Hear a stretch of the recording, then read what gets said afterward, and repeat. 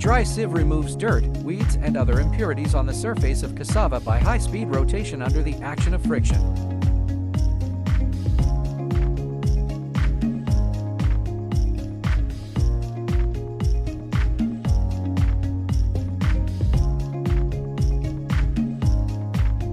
The cassava processed by dry sieve enters paddle washer to washing the cassava.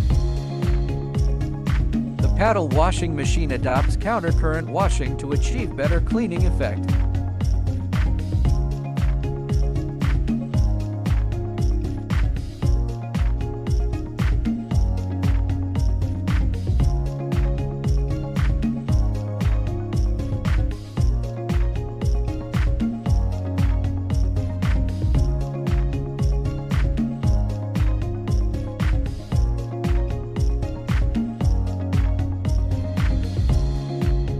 The cleaned cassava enters the rotary peeling machine, which can achieve a peeling rate of 90%.